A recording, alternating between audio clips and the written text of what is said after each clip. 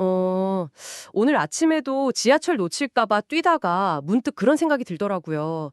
나는 왜 항상 이렇게 쫓기듯 살고 있을까?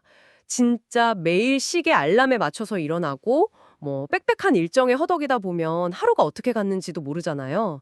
마침 보내주신 자료가 바로 이 시간에 쫓기는 삶에 대한 글, 내 인생 시간의 흐름이라서 정말 흥미롭게 읽었습니다. 아마 많은 분들이 공감하실 거예요. 오늘 우리가 살펴볼 이 글은 클라우디아 해몬드의 저서 잘 쉬는 기술의 바탕으로 하는데요.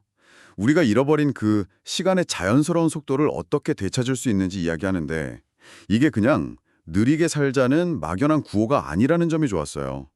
왜 우리가 시간에 대한 통제력을 잃었는지, 그리고 산책이라는 아주 구체적인 행위를 통해 어떻게 그 주도권을 되찾을 수 있는지, 이걸 파고드는 점이 인상적이더라고요. 맞아요. 시간의 주인이 되자라는 말은 많이 듣는데 그 구체적인 방법은 잘 모르잖아요. 오늘 이 자료들을 통해서 왜 우리는 늘 시간이 부족하다고 느끼는지, 그리고 아주 단순해 보이는 이 걷기가 어떻게 우리와 시간의 관계를 근본적으로 바꿀 수 있는지 그 비밀을 한번 제대로 파헤쳐 보죠. 네, 오늘 이야기의 핵심은 아마 이거일 겁니다. 시간 부족은 팩트가 아니라 감정의 문제라는 것. 모두에게 주어진 24시간은 똑같은데 그 시간을 경험하는 우리의 마음의 속도에 따라서 시간의 밀도와 길이가 완전히 달라진다는 거죠. 그럼 첫 번째 이야기부터 시작해 볼까요? 글의 시작이 지금 우리가 사는 속도가 과연 자연스러운가? 이 질문을 던지는데요. 근데 사실 뭐가 자연스러운 속도인지조차 잊어버린 것 같아요. 인터넷 속도, 배달 속도, 업무 처리 속도까지. 뭐든 빠르지 않으면 뒤처지는 것처럼 느껴지니까요. 네, 바로 그 지점이죠. 글의 바탕이 된 클라우디아 해먼드 연구를 보면요. 인간이 가장 자연스럽고 편안하게 느끼는 속도가 바로 걷는 속도라고 해요. 걷는 속도요? 네, 역설적으로 말하면 우리는 걷는 순간을 제외한 거의 모든 시간을 부자연스러운 속도로 살고 있는 셈이에요. 이 과속사회의 압박 속에서 우리는 길가의 꽃이나 하늘의 구름을 볼 여유, 이런 감각적인 경험들을 다 놓치고 있는 거죠. 감각적인 경험을 놓친다는 게 그냥 감성적인 이야기는 아닌 것 같네요. 그렇게 순간들을 계속 놓치다 보면 결국 시간을 적으로 만들고 있다는 뜻이겠네요. 맞습니다. 아, 그래서 이 글이 산책을 단순히 운동이 아니라 시간과 다시 친해지는 과정이라고 표현한 거군요. 정확합니다. 시간과 친해진다는 건 시간을 우리를 감시하고 재촉하는 존재가 아니라 뭐랄까 함께 흘러가는 친구로 인식한다는 의미죠. 걸을 때는 시계의 초침 소리 대신 내 발소리나 바람 소리를 듣게 되잖아요. 그렇죠. 이런 자연의 리듬 속에서 시간은 우리를 압박하는 적이 아니라 나와 함께하는 동반자가 되는 거고요. 여기서 바로 그 유명한 개념이 등장하는 거죠. 시간이 팽창하는 듯 느껴진다는 거예요. 아, 그 부분 정말 흥미로웠어요. 물리적인 10분은 같은데 바쁘게 뛰어다니는 10분하고 천천히 걷는 10분은 경험의 질이 전혀 다르다는 것. 사실 스마트폰 보면서 10분은 정말 순식간에 사라지는데 가만히 앉아서 창밖을 보는 10분은 굉장히 길게 느껴지기도 하잖아요. 네, 그게 뇌과학적으로도 일리가 있는 이야기입니다. 해몬드의 연구에 따르면요, 새롭고 풍부한 감각적 자극이 주어질 때 우리 뇌는 더 많은 정보를 처리하게 된대요. 바로 이때 시간을 더 길게 인식한다고 합니다. 아, 그러니까 잔조롭고 기계적인 10분보다 새로운 풍경과 소리, 냄새로 가득한 산책길의 10분이 뇌과학적으로도 훨씬 더 긴 시간인 셈이죠. 심리적 시간의 밀도가 높아지는 겁니다. 그렇군요. 근데 솔직히 저부터도 아니 산책할 시간에 일을 더 해야지 이런 생각이 먼저 드는데요.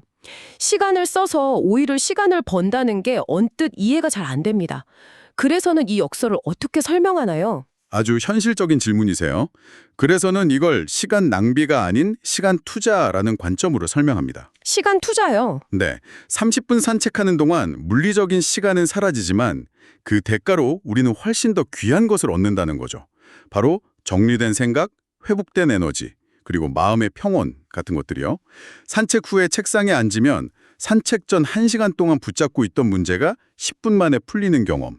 다들 한 번쯤은 있지 않으신가요? 아, 물론 있죠. 있긴 한데 이론적으로는 완벽하게 들리는데 당장 마감에 쫓기는 사람한테 일단 나가서 걸으면서 에너지를 얻으세요.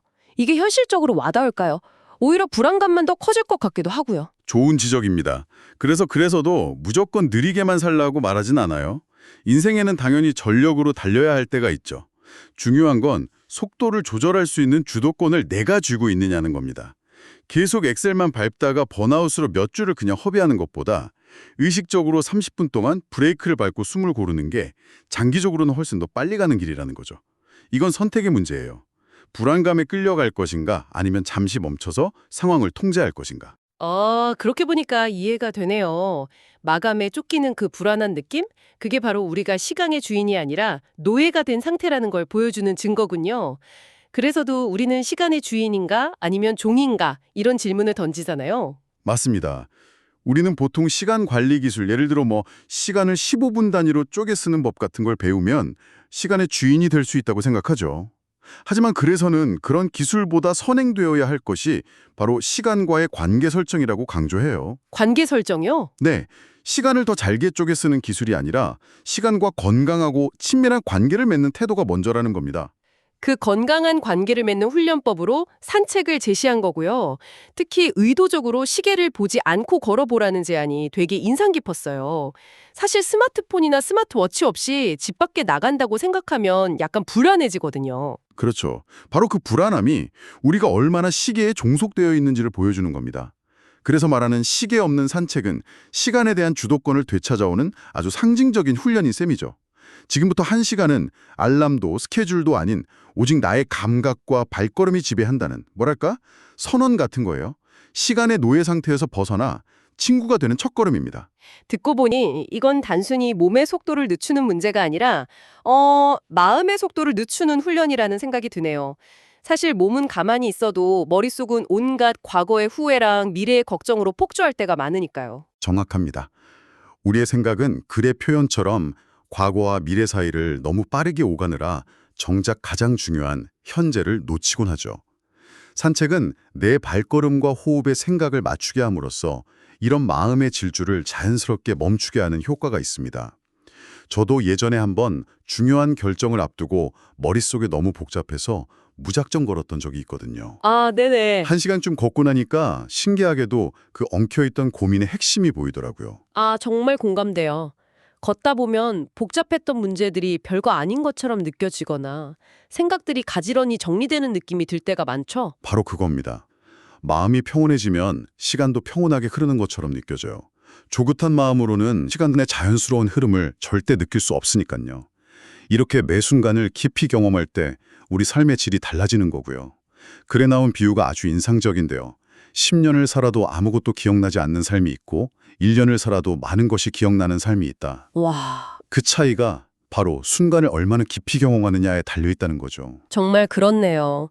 결국 오늘 우리가 살펴본 글은 시간이라는 게 우리를 재촉하는 무서운 적이 아니라 우리가 어떻게 관계를 맺느냐에 따라서 얼마든지 함께 걷는 든든한 친구가 될 수 있다는 메시지를 주는 것 같습니다.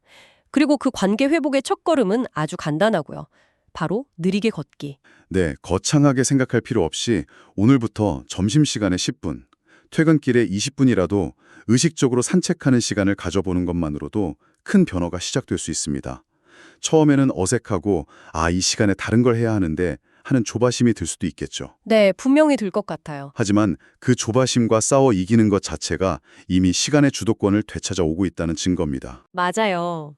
분명 시간이 더 넉넉하게 느껴지고 마음이 평안해지는 변화를 경험하게 될 거라고 이 글은 약속하고 있으니까요. 물론 다시 한번 강조하지만 지혜는 균형에서 나옵니다.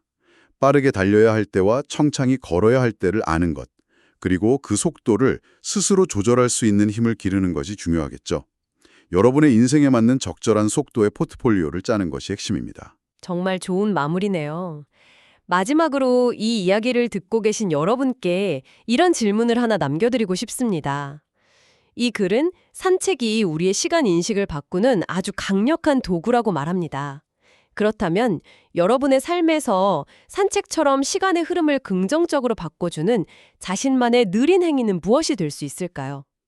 시간을 들여 천천히 식사하기, 누군가에게 손으로 편지를 쓰는 시간, 혹은 그냥 멍하니 창밖을 바라보는 시간일 수도 있겠습니다. 자신만의 시간 팽창 기술은 무엇인지 한번 찾아보시는 건 어떨까요?